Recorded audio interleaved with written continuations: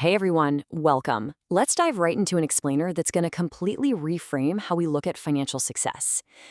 Usually when we talk about money, we're hyper focused on our expenses or just the sheer volume of cash coming in. Well, today we're moving way beyond just the numbers.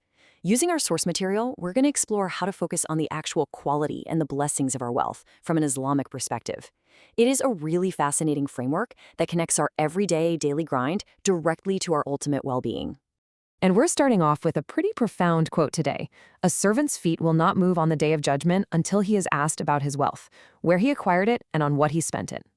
Wow. That right there really sets the stage for our whole journey today. It's a stark, undeniable reminder that true financial accountability isn't just about earthly budgets and spreadsheets, but spiritual ones. It tells us that our wealth is a deeply spiritual matter and will eventually be asked exactly how we earned every single cent and where we let it go. So, to really grasp this holistic approach to finance, we'll walk through these 5 core pillars today: the true meaning of income, understanding your income sources, the ethics of earning, building a productive mindset, and finally, cultivating blessings and peace. All right, let's jump right in. Starting with pillar number 1, the true meaning of income. What's super fascinating here is the stark contrast between modern hustle culture, which, let's be honest, is totally obsessed with pure volume, and the Islamic emphasis on the actual source and blessings of that income. The modern view basically just asks how much money comes in and stops right there at the dollar amount. But the framework we're looking at today argues that every single blessing we receive affects not just our bank account, but our ultimate peace of mind. It asks, where does it come from? How is it earned? And how do we maximize its real benefits? Okay, moving right along to section 2, understanding your income sources. So the very first practical step in managing your wealth wisely is knowing exactly what makes up your financial pie. A lot of people just look at their total take-home pay and leave it at that. But you really got to break it down. We're talking your primary income from a day job, new income from freelance gigs or side business, passive income, and then those random additional bits of income. Seeing it clearly categorized like this is how you spot real opportunities for growth. And this brings us to the multiple income concept. Look, relying on just one single paycheck, that's incredibly fragile. Diversifying into dual incomes, taking on some freelance work, maybe a side hustle or investments, that acts like a massive financial shield. It literally cushions you against the crazy, unpredictable nature of the modern economy. The absolute crucial point here is that diversification isn't just some fancy corporate buzzword for Wall Street investors. It's a vital, everyday personal strategy. Having just a single source of income carries way greater risk, but shifting to multiple sources, that brings you real financial stability and security. It takes so much weight off your shoulders if one income stream suddenly dries up. And similarly, when we talk about the stability of our income, we really need to value consistency over chaotic windfalls. A steady, reliable, consistent, modest income makes everyday financial planning a million times easier, and it absolutely crushes financial anxiety. It's about building a solid foundation you can actually stand on, rather than just waiting around for a huge, unpredictable payday that might never come.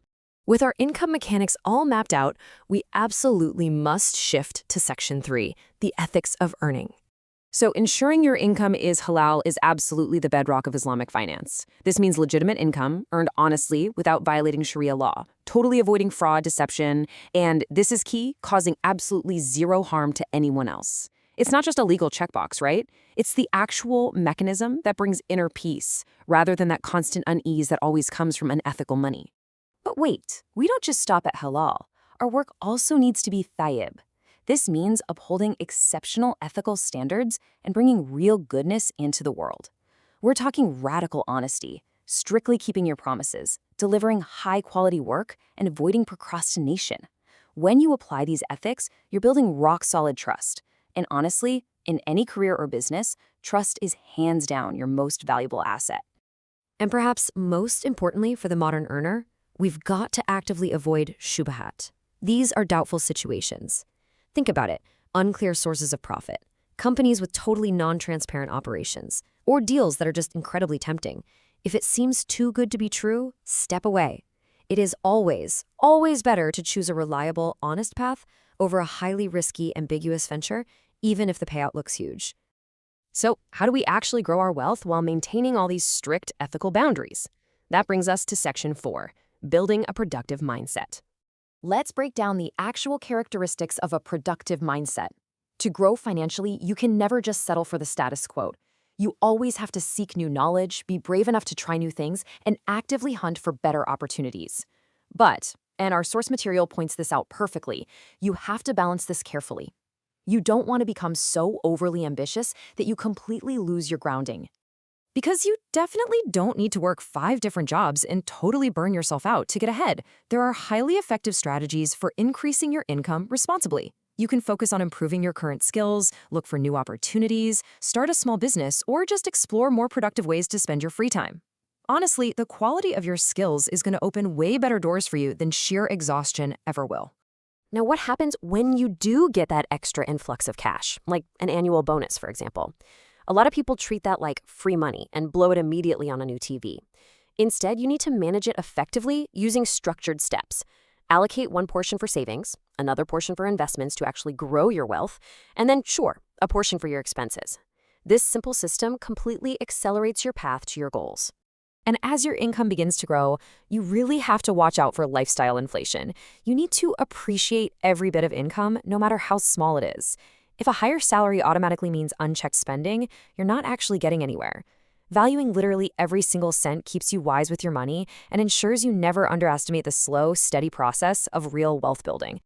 Which beautifully sets up our final pillar today, Section 5, Cultivating Blessings and Peace. When you align your daily grind with a higher spiritual purpose, everything shifts. Treating your honest work as a form of worship totally transforms it from a draining chore into something deeply meaningful. This mental shift massively boosts your morale and fundamentally improves the actual quality of the work you're putting out there every single day. You see, true financial blessings aren't just about the sheer number of zeros in your bank account. They're about the real, tangible benefits they bring to your life. So how do we actually cultivate these blessings in our income? The framework is wonderfully simple.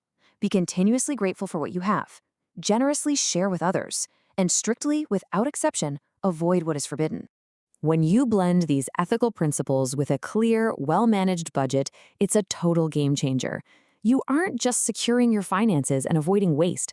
A solid budget actually helps create a more organized, peaceful, and blessed life. It brings discipline and a profound sense of responsibility to your everyday routine, perfectly marrying the practical with the spiritual.